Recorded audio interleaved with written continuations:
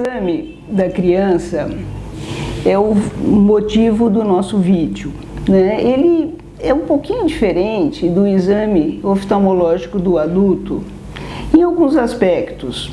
A criança já chega meia com medo do exame oftalmológico, do exame de um médico, e então cabe a gente já recepcioná-lo com um abraço, com uma bexiga, mostrando que o nosso consultório é um pouquinho diferente.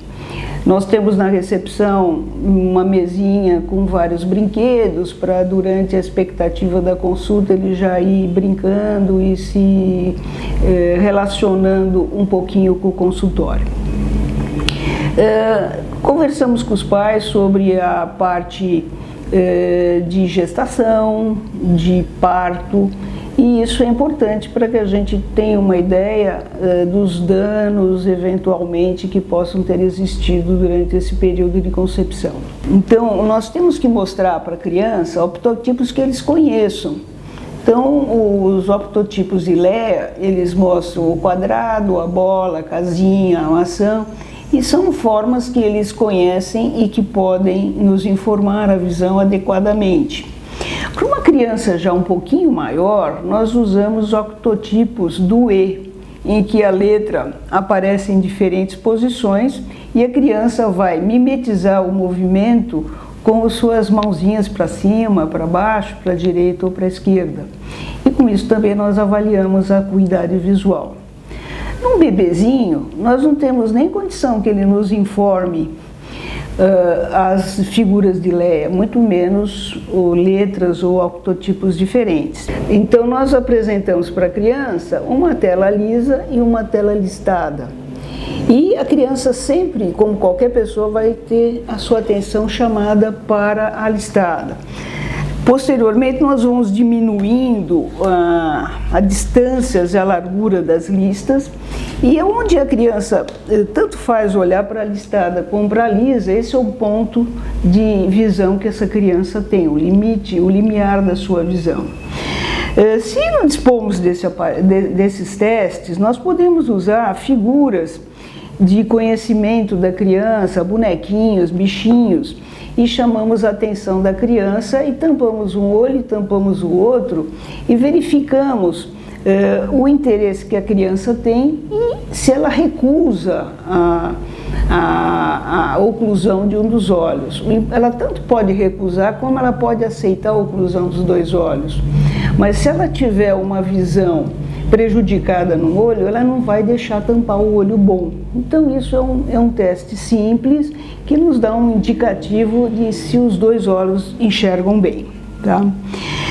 Quando nós vamos ver reflexos fotomotores e também ver o estrabismo, nós usamos figuras que são lanterninhas com figuras de bichinhos e que a gente consegue chamar a atenção melhor da criança do que se eu mostrar uma lanterninha simples, tá?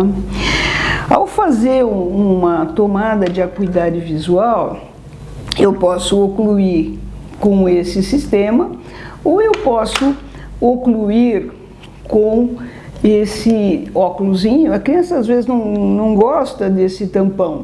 Então nós temos aqui uma lente fosca que funciona como se fosse o tampão.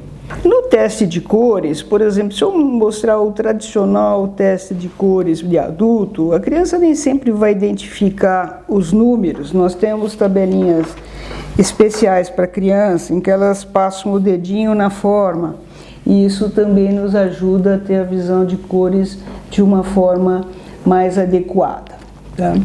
Agora vamos falar como nós fazemos o cálculo de grau de óculos. Esse aqui é um autorrefrator adaptado para crianças pequenas que não podem ficar de joelhinho no autorrefrator de adulto. A criança vai olhar na figurinha, no rostinho, né?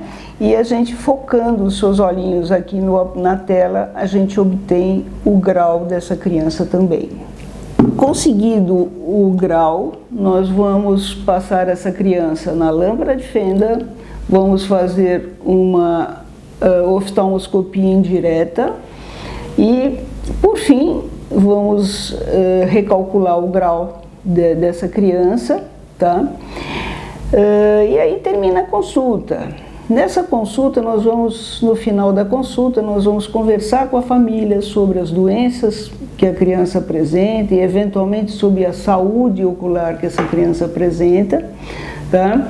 E nós finalizamos a consulta dando para a família folhetos explicativos sobre a doença que a criança tem. Então, temos os folhetos explicativos sobre algumas doenças, como retinopatia da prematuridade, catarata congênita, estrabismo, obstrução de via lacrimal, erros de refração. Entre eles, um folheto com aquelas perguntas que são muito frequentes no nosso consultório: se o nenê já nasce enxergando, se pode deixar assistir televisão de perto. Isso é importante, é um momento importante de se perguntar para a família, de se explicar para a família se eles têm alguma dúvida e falar sobre um pouco o desenvolvimento visual da criança. Muito obrigada. Se você tiver alguma dúvida, escreva para o nosso site.